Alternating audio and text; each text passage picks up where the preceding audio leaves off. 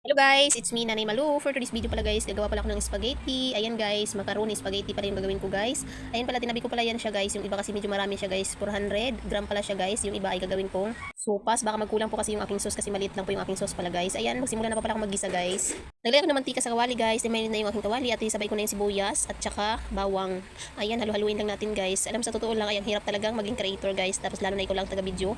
Ikaw pa yung nagluluto tapos ikaw pa naghahawak talaga ng cellphone. So, ayan talaga ay tsaga-tsaga para tayo ay magkumita kahit paano, kahit ngayon ay kunti na lang talaga yung mga earnings guys, depende na lang siguro sa mga nanonood din talaga. Ayan guys, sunod na pala natin yung mga giniling ng dami ano.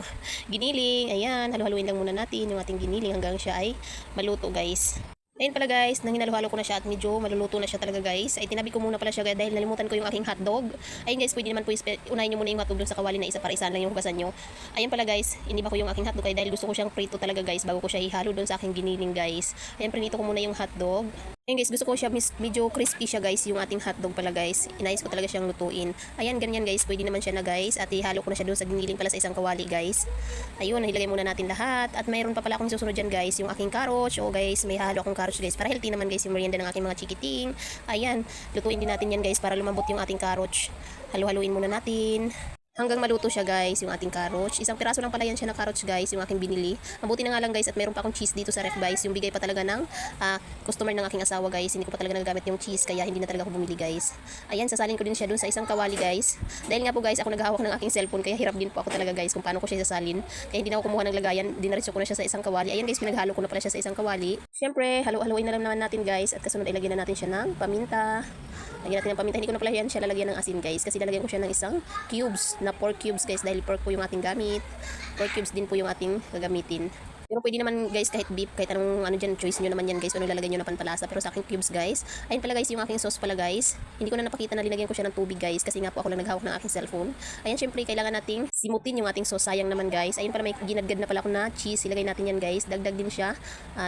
Sarap sa ating gagawing sauce guys, creamy. Ayun nga po guys, hindi ko na pala siya linagyan ng asukal dahil nga po yung ating sauce ay sweet naman siya guys. Ibig sabihin ay matamis na siya guys. Kaya hindi na ako nagdagdag ng asukal. Ayan, tatakpan muna natin yan siya guys hanggang medyo kumulo siya guys at matunaw yung ating cheese. Ayan, maya-maya din guys, ibuksan natin dahil lalagyan ko siya ng ibap. Ayun pala guys, gusto ko talaga siya lagyan siya na guys ng cornstarch, yung parang sauce talaga sa ibabaw ng macaroni guys. Pero dahil wala naman tayong oven guys, kaya ihalo ko na lang siya dyan guys para lalong mag-creamy. Guys, hindi talaga expert magluto ng ganito guys, pero kahit paano naman ay alam ko naman din magluto guys. Ayan guys, hindi ko na siya linagyan ng asin kasi maalat na yan, may cheese guys. Maalat naman din yung cheese tsaka yung cubes. Ayan, tapos linagyan ko rin siya ng paminta guys. Mas nakita ko guys ay mas marami talaga yung aking sauce pala.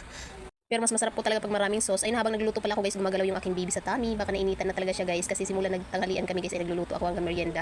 Yun pala guys, yung ating macaroni ay lalagay na natin, halo na natin sa sauce guys. Ayan, medyo marami nga yung aking sauce kaya masarap po talaga yung aking ginawa guys. Habang pala naghahalo ako niyan guys, yung aking dalawang bulinggit naman ay busy mag-ano na ng cheese guys. Kinakayod na nila yung cheese guys. Ayan pala guys, katapos ko maghalo-halo dyan ay hilalagay ko muna siya sa lagayan guys. Dahil lagay ko naman yan siya ng cheese at sarap po talaga guys yung lasa niya. Ayan, lagay muna natin sa lagayan. Katapos nga po guys, ayan na yung ginawa ng aking dalawang bulinggit guys. Ayan guys, ang ginawa nila, hinayaan ko lang din guys. Yung aking Aldris pa guys ay panay din tulong sa atin niya. Kaya linagyan ko na guys. Ayan, kami lang naman ang kakain kaya kinamay ko na guys. Ay, naghugas naman ako ng kamay. Ayan guys, dahil yung aking mga chikiting guys ay excited na talaga silang magmerienda ng macaroni, spaghetti. Ayan guys, yung aking pala macaroni guys ay matagal na yan guys nung Pasko pa. Bigay pa yan ng may-ari dito sa aming paupahan guys. Nakatago lang talaga siya guys. Ay, marami pa pala yung cheese. Yung cheese talaga guys ay libre lang yan kaya naghigawa din talaga ako ng spaghetti. Ayan guys, kumakain na pala yung aking dalawang bulinggit guys. Alam mo naman pagbata talaga guys, minsan lang kasi din sila makakain ng hotdog guys. Kaya kadalasan ay pinipili talaga nila yung hotdog guys, pero kumakain po talaga sila guys. Ayan guys, request talaga ni Ate Tia na magluto ako ng spaghetti guys. Kaya ayun, katapos luto ng nanay, ang daming akong hugasan sa likod nila guys ng mga kaldero. Dahil pa sa tanghalian pa guys. Ayun pala guys, hindi pa natapos doon guys. Ginawa ko pala sila ng merienda, ay Milo tsaka milk lang naman yan guys at nilagyan ko maraming yelo. Yun lang muna guys yung aking video sa ngayon guys. Maraming salamat sa suporta at panonood guys. God bless po.